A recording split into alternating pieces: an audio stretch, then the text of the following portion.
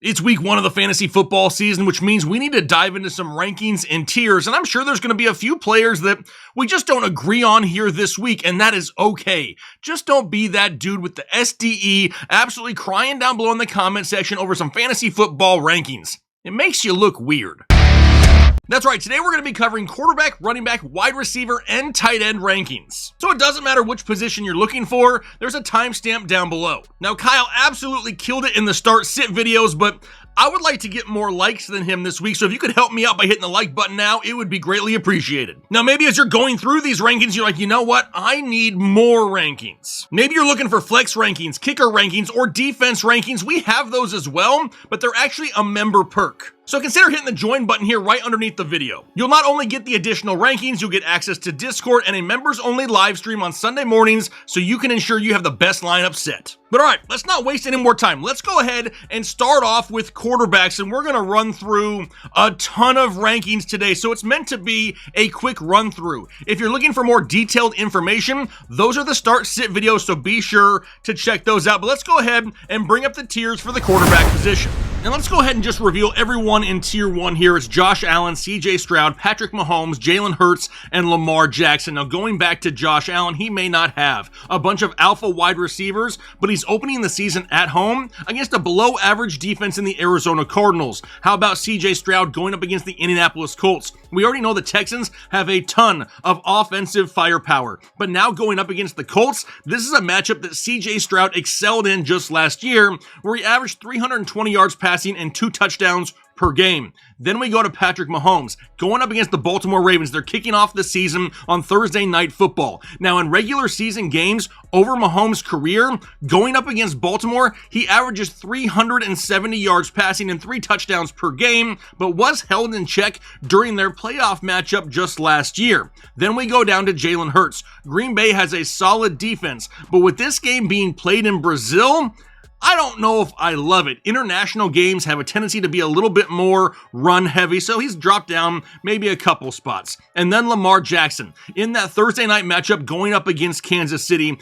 he has scored a rushing touchdown or had at least 50 yards rushing in every single game he's played against the Chiefs. He's going to have to do it again this week, and that should help boost up his floor. So that's tier 1. Now we're going to tier 2, where I have Kyler Murray, Anthony Richardson, Jordan Love, Tua Tagovailoa, Jaden Daniels, and Jared Goff. For Kyler Murray, this Buffalo secondary is weaker now than it has been in years past, and I expect Arizona to have to throw the ball all game long. It really helps that he has guys like Marvin Harrison Jr. and Trey McBride to catch those balls. Then we have Anthony Richardson. He played in 1 game last year against Houston, but he only played 18 snaps before leaving with an injury. In those 18 snaps, he scored 17.5 fantasy points, so he's here in tier 2. Then we got Jordan Love in a matchup going up against Philly. Now, Philly's secondary may be better this year than it was last year, but can they stop all the young wide receivers in Green Bay? Christian Watson, Romeo Doubs, Jaden Reed, Dontavian Wicks. That's going to be tough. Jordan Love, really one of the safer fantasy quarterbacks week to week. Then we have Tua Tagovailoa. And when you have guys like Tyreek Hill or Jalen Waddle, Tua has already shown in the past that he can put up big numbers without really having to do a lot of it himself. It's just the way that Miami offense works. Then we have Jaden Daniels, the rookie quarterback in Washington, in a great matchup going up against Tampa Bay. Just love this matchup. I'm looking for a couple deep balls down the field to Terry McLaurin and Diami Brown this week, which could help boost that ceiling of Jaden Daniels. And then Jared Goff in a matchup going up against the Rams. There is no Aaron Donald in the middle of that defensive line for Los Angeles anymore, and we know that Detroit is a top 5 NFL offense.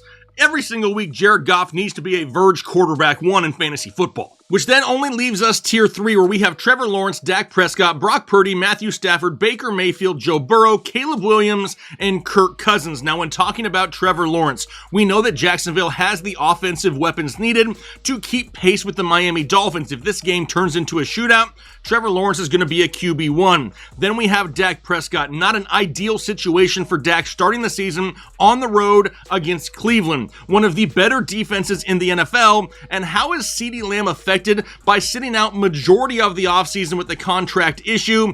Got Dak a couple spots lower this week. Then we got Brock Doom Dirty Purdy of the San Francisco 49ers. Another very difficult matchup going up against the Jets. It is great that he has all the pieces back in the offense and healthy. They got Trent Williams back. Christian McCaffrey is going to be on the field. Brandon Ayuk re-signed. Debo is healthy right now, but this is a very tough matchup going up against the Jets. Then we have Matthew Stafford going back to Detroit to face the Lions. Not an easy matchup, but it is easier to throw on Detroit than it is to run on Detroit. Also a huge plus that both Cooper Kupp and Puka Nacua should be good to go for this game. Then we have Baker Mayfield in a great matchup going up against Washington. The overall defense in Washington got a lot better. However, the secondary is still pretty weak. I'm looking for Baker Mayfield to have some success down the field this week to Chris Godwin and Mike Evans. Then we have Joe Burrow. At the time of this recording, we do not know whether or not Jamar Chase is going to be on the field in Cincinnati or not. They have a difficult matchup going up against the Patriots, but even if Jamar Chase does sign, is he going to play 100% of his snaps? He hasn't really practiced quite a long time this offseason. For that reason and the unknown, got Joe Burrow a little bit lower this week. Now, obviously, if Jamar Chase does play, Burrow is going to climb up these rankings a few spots. Then we have Caleb Williams, another rookie quarterback in a matchup going up against the Tennessee Titans. Now, last year, it didn't matter who the opposing quarterback was. You wanted to start them against the Titans, but this defense is a lot better than a lot of people are talking about, and Caleb Williams in his first NFL start, just a little bit of risk there. And then Kirk Cousins, now in Atlanta, with a matchup going up against Pittsburgh. A new team, a new offense, a great run game in Atlanta. He's coming off a torn Achilles. There's less pass-catching weapons available on this offense, and now Kyle Pitts is dealing with a hamstring injury that he picked up in practice this week. Now, for those reasons, I've dropped him down here into tier 3, at least for week 1. Now, real quick, before we get into running backs, I gotta let you guys know what special project we're working on here in 2024. Last year, we partnered with Compassion International to get kids out of poverty all throughout the world. This year, we're taking on a special project and we're building wells in Tanzania. Now, we're trying to do whatever we can in our power this year to raise as much money as possible to bring some clean water to those in need. If that sounds like something that you would like to be a part of, there's a link down below in the description. It'll take you to our portion of the Compassion webpage where you can get a little bit more information and donate right there. Really looking forward to doing this special project all year long, and we greatly appreciate any support that you may give. But all right, now we're talking about running backs. And once again, we'll kick it off right here at Tier 1 with Bijan Robinson, Saquon Barkley, Christian McCaffrey, Breece Hall, and Jonathan Taylor. Now, for Bijan Robinson, you have to think that the Atlanta Falcons let him go out there and just take it to his old coach, Arthur Smith. We saw Bijan put up big numbers at time when he was handcuffed and limited last year. With the reins off,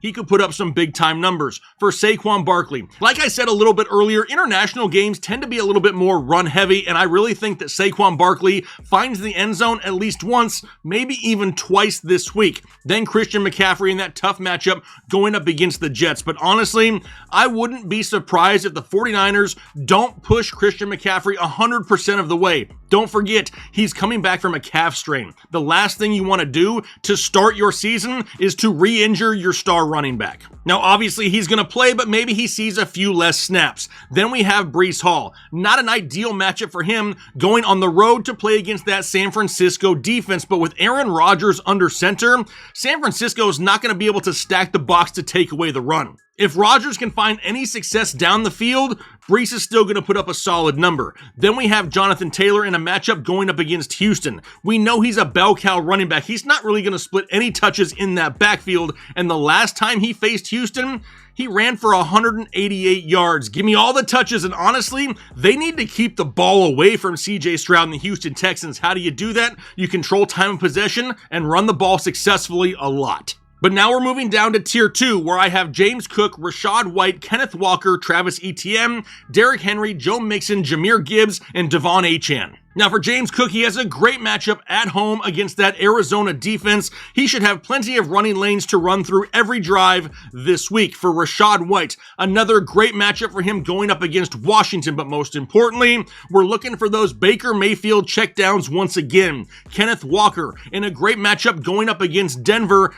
Denver last year had a hard time stopping anyone anywhere. I really can't look at the Broncos this year and be like, you know what, they're going to be elite, so Kenneth Walker should have plenty of room to run. Travis Etienne, my biggest concern here is that Miami gets a big lead early. If that's the case, Travis Etienne could maybe give you a few gray hairs in week 1. We're really hoping that this game can stay close and he will be right around 16 plus touches for the week. How about Derrick Henry, Thursday Night Football going up against Kansas City, a Kansas City defense that still does not get enough credit. However, even though that may lead to Derrick Henry being a little bit more inefficient, you have to think they want to run the ball a lot this week. Why? Keep the ball out of Patrick Mahomes' hands. If it turns into a shootout, Baltimore can't keep pace with Kansas City. They need a closer game. They need to control time of possession. They need to run King Henry quite a bit. What about Joe Mixon? He could see a ton of touches here this week. I expect Houston to take a lead into the second half. If that happens, they're leaning on Joe Mixon majority of the season and second half of ball games.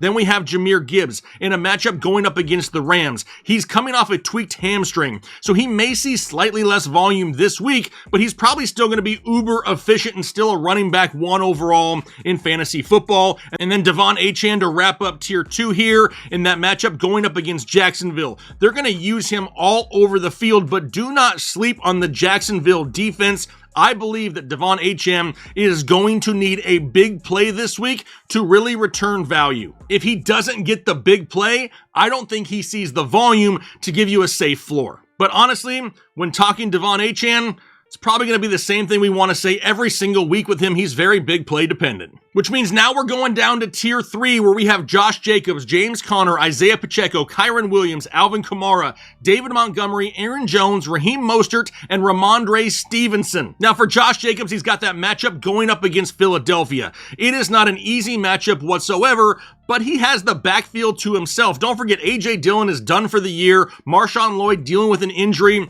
Tons of volume going the way of Josh Jacobs. Then James Conner going to Buffalo to face the Bills. Arizona needs to keep Josh Allen and the Bills off the field. Same thing I've said with numerous other running backs earlier in this segment. Having long drives that are eaten up by running the ball successfully is going to be one of the only ways Arizona has a chance in this game. Then Isaiah Pacheco, Thursday Night Football against the Baltimore Ravens. I love Isaiah Pacheco. I do not love the fact that we may see a little bit more Samaje Perine this week. Plus, is there a chance that Carson Steele steals goal line carries? If that happens, especially in a difficult matchup, it's going to lead to a lot of people being unhappy. What about Kyren Williams? Is he going to be returning punts? Does it even matter? Because they've also listed Blake Corum as a kick returner. Sean McVay is out there just trolling with you guys at this point. But the fact remains this: it is way easier to throw on Detroit than it is to run on Detroit. And with a healthy Puka Nacua and Cooper Kupp, you have to think the Rams are going to throw a little bit more this week. What about Alvin Kamara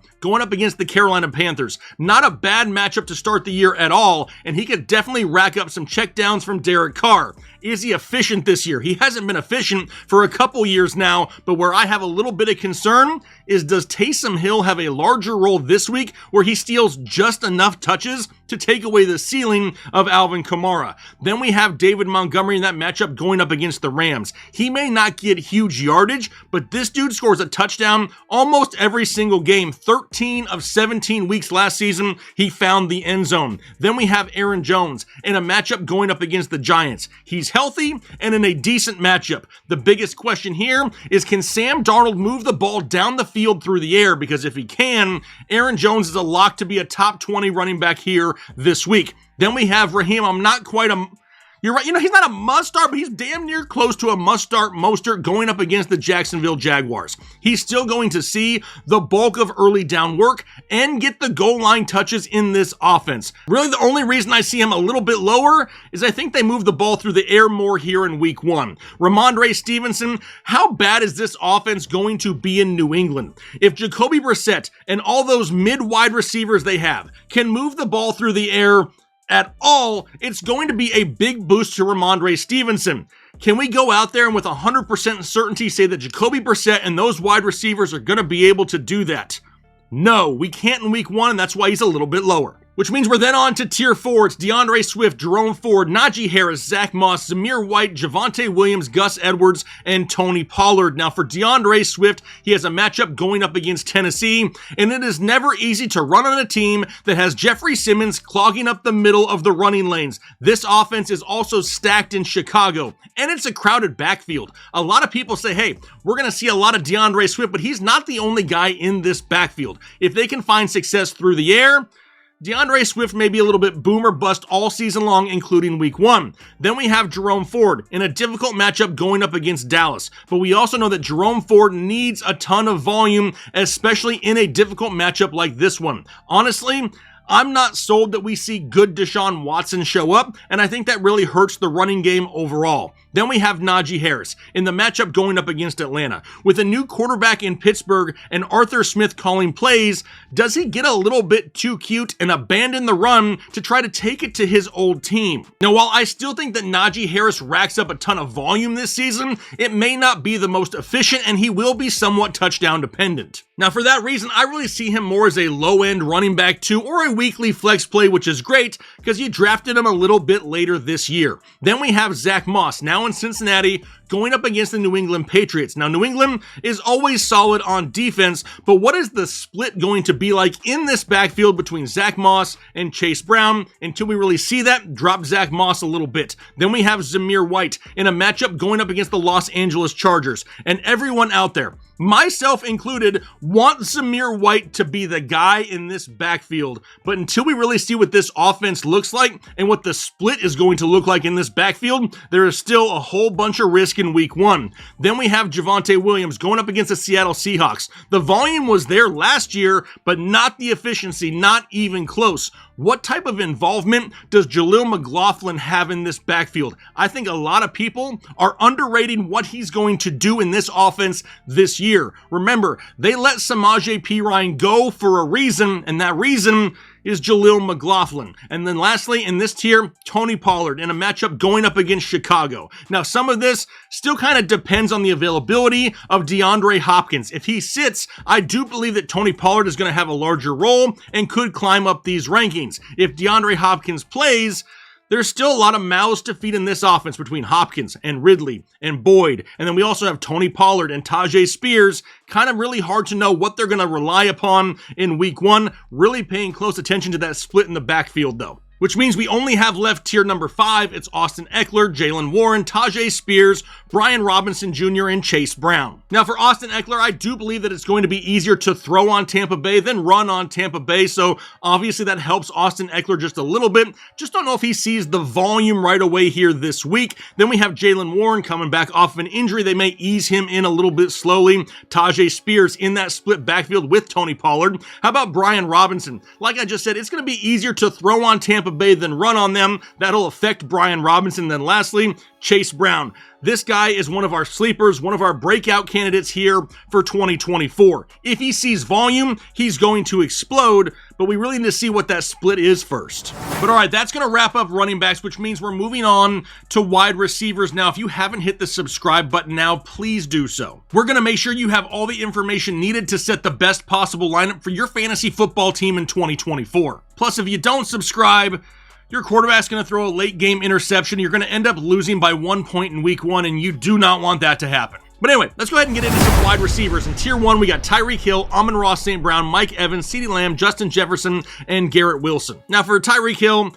that shouldn't be a surprise. I shouldn't have to sell you on Tyreek Hill. You already know the dude has an elite ceiling. Then Amon-Ra St. Brown may have the safest floor of all fantasy football wide receivers, plays in a great offense and a decent matchup this week going up against the Rams. But then we get to Mike Evans and everybody starts scratching their head a little bit, wanting to know why the hell is Mike Evans so high? And really, it has everything to do with the matchup going up against Washington. They improved all over on the defensive side of the football, but not much in the secondary, which means Baker Mayfield should have a heyday going down the field to Mike Evans. Then we have CeeDee Lamb. Really had limited offseason work, but a really tough road game here to start the season going up against the Cleveland Browns. We also know that Dallas's run game, it's going to be below average, and everyone in Cleveland is going to be watching CeeDee Lamb. Heck, he may be double and triple covered majority of this game. Then we have Justin Jefferson going up against the New York Giants, and this one right here is all about volume. He produced at the end of 2023 with Nick Mullins. He can do it with Sam Darnold as well, and then Garrett Wilson in a tough matchup going on the road to face the San Francisco 49ers.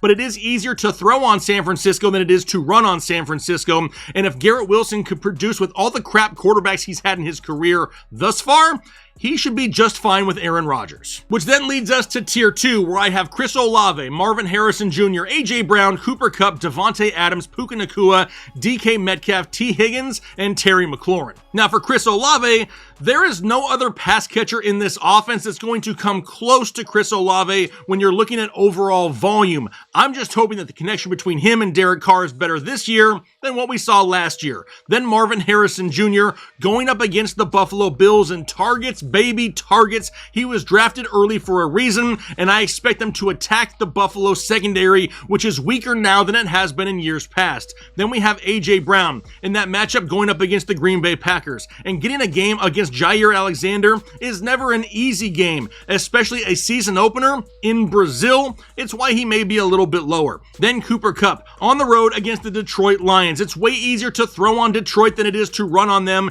and we already know that a healthy Cooper Kupp is Matthew Stafford's favorite target. Then we have Devontae Adams going up against the Chargers. Now last year, Gardner Minshew fed his number one wide receiver, Michael Pittman. Is he going to be able to do the same thing this year to Devontae Adams? Yes, they need to keep DA happy. He's going to see a ton of volume. Then we have Puka Nacua in that same matchup going up against Detroit. He should be back and fully healthy, and we know this team can throw the ball enough to supply both Cooper Kupp and Puka Nacua.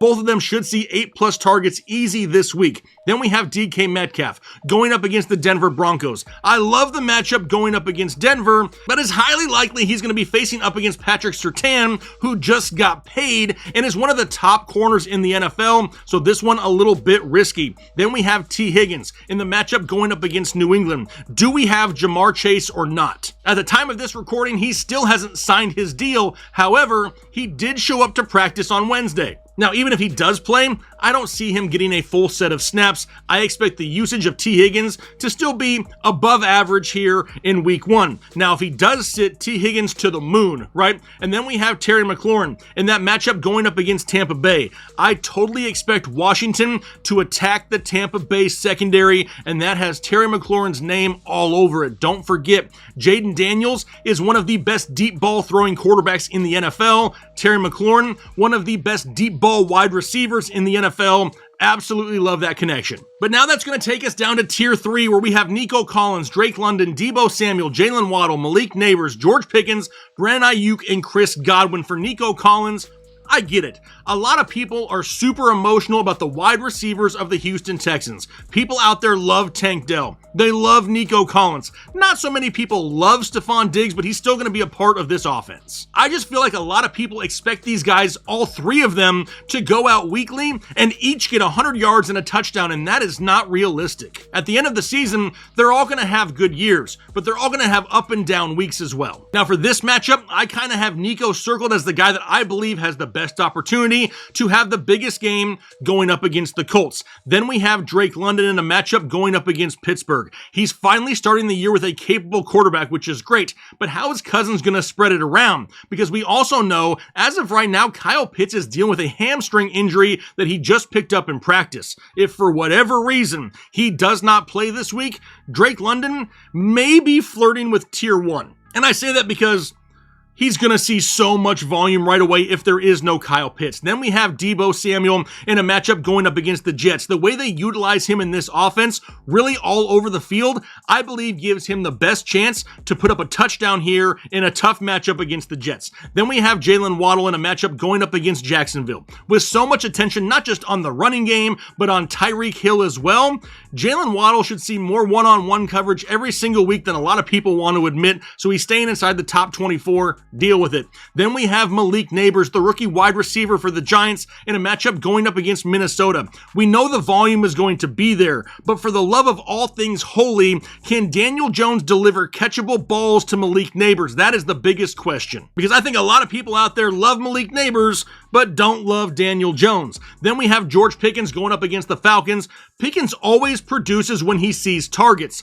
His targets, though, are what are always inconsistent. Maybe the change at quarterback to Russell Wilson will fix that. We've seen Russell Wilson thrive with a deep ball guy like Pickens before in DK Metcalf when he was in Seattle and Courtland Sutton when he was in Denver. Now, if we can start getting Pickens consistent volume, dude's climbing the rankings each and every week. Then we have Brandon Ayuk going up against the Jets. He could be covered in sauce this week, which means he's going to need a big play to have a big fantasy day, a little bit more boom or bust, more risk involved. Then Chris Godwin going up against the Commanders in that matchup that I absolutely love. Godwin's going to the slot, and he's going to be matched up with a rookie defensive back that has my tail wagging. But we're not wasting any time talking about that because now we're going down to tier 4. It's DJ Moore, Zay Flowers, Devontae Smith, Rashee Rice, Amari Cooper, Michael Pittman Jr., Calvin Ridley, and Tank Dell. For DJ Moore, I know. I wish I could put him higher on this list, but with guys like Keenan Allen and Rome Odunze and Cole Kmet out there as well, the target share is going to be a nightmare in Chicago. Even though the matchup isn't horrible going up against Tennessee, they are improved though. And then Zay Flowers, Thursday Night Football against the Chiefs. He got hot the end of 2023, and he lit up Kansas City in the playoffs. But now we know that Mark Andrews is healthy, which is not something that happens a lot each and every year. But because of that, now Zay Flowers is more of a low-end wide receiver 2 or flex play here in week 1, which means we then go down to Devontae Smith against the Packers. And how does the addition of Jahan Dotson really affect Devontae Smith? I really don't think it does very much, but what about this international game and being played on a Friday? That's just a little bit too boomer bust with too many question marks. That's why Devontae Smith is a little bit lower. Then we have Rashee Rice going up against Baltimore, and I would love to have him a little bit higher as well, but I can really see Travis Kelce with a slightly larger role this week to make sure they start off the season on a good note, which is going to make Rashee Rice a little bit riskier as well. Then Amari Cooper going up against Dallas. Is this a quote-unquote revenge game still? Probably not, but there are more weapons in Cleveland than there has been in years past, and do we really trust Deshaun Watson? Because he hasn't really been good at football for a couple years now. Then we have Michael Pittman Jr. in the matchup going up against Houston. He remains the #1 pass-catching weapon on his offense, but now with Anthony Richardson back, I don't know if we see the same kind of connection this year that we saw last year. Plus, how much are they really going to target Adonai Mitchell down the field as well? Then we have Calvin Ridley. He could move a few spots higher in my rankings if DeAndre Hopkins were to get ruled out. Now, as of right now, we're waiting to hear on that. So Calvin Ridley right here in tier 4, and then Tank Dell as well. I'm just going to repeat myself, right? I love Tank Dell. I love his potential ceiling each and every week, but his potential floor could absolutely bury your fantasy team as well. Which means it only leaves us tier 5 left. It's Christian Kirk, Stephon Diggs, Keenan Allen, Khalil Shakir, and Rashid Shaheed. Now, when it comes to Christian Kirk, we know he's been the safety blanket of Trevor Lawrence when he's on the field. But now with Gabe Davis and Brian Thomas Jr., Evan Ingram still in the mix, Travis Etienne in the backfield, do we see the ball force-fed to Christian Kirk? Probably not. Does he see enough volume to still be in flex consideration? I think he does. And then Stephon Diggs, ditto. For everything I said about Tank Dell and Nico Collins. Keenan Allen, he's splitting with so many guys there in Chicago, you can't just love them all. Khalil Shakir, I would not be surprised if he led the team in targets this week going up against a poor Arizona defense. And then Rashid Shaheed in a matchup going up against Carolina. The dude doesn't need huge volume. If he can bring in 4 catches this week, you're probably going to be happy with him as a wide receiver 3 or maybe a multiple flex option as well. Which means we only have tight ends left, which thank you, Lord. I need a glass of water. I've been talking forever. But let's go ahead and bring up tier 1 where we have Sam Laporta, Dalton Kincaid, Travis Kelce, and Mark Andrews. When it comes to Sam Laporta, the volume that he gets in the offense that he's in makes his weekly touchdown upside go through the roof and makes him a safe tight end 1. Number 2 here is Dalton Kincaid, which may be a little bit of a surprise to people, but with no alpha wide receiver in this offense, I expect Josh Allen to look the way of Dalton Kincaid a lot more, especially in the red zone, and it's a great matchup going up against Arizona. Then we have Travis Kelce, Thursday Night Football against Baltimore. Doesn't need to be the only show in town anymore for the Chiefs, but I do see him as a touchdown threat this week. Then we have Mark Andrews. When he's healthy, he needs to be ranked highly. We just need him to stay healthy, and that's the biggest issue with Mark Andrews. All right, now we're going to tier 2. It's Trey McBride, Evan Ingram, Kyle Pitts, and Jake Ferguson. For Trey McBride, it's great for him to have Marvin Harrison Jr. out there because it gives defenses something else to worry about in the passing game.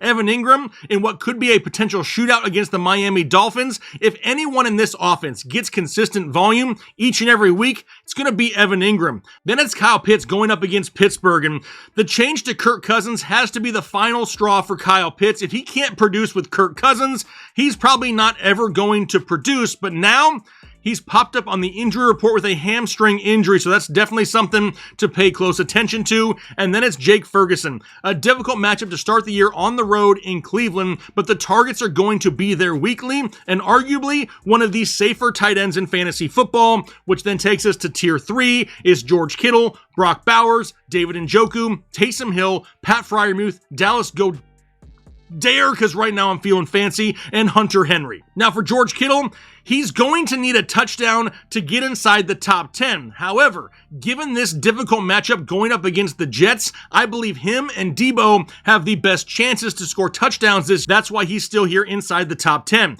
And then Brock Bowers, he's going to be moving all over the field in this matchup going up against the Los Angeles Chargers. They drafted him early for a reason. They didn't just draft him to not throw him the football. Then we have David Njoku in that matchup going up against Dallas. My biggest issue here is which Deshaun Watson shows up. Then we have Taysom Hill. And I know a lot of people don't know how to handle Taysom Hill. When a matchup going up against Carolina, it is what it is. Whether he should be a tight end or he shouldn't be a tight end, I don't really know. But at this point of the rankings, at this position, this is where I'm willing to take a risk at it. And then we have Pat Freiermuth going up against Atlanta.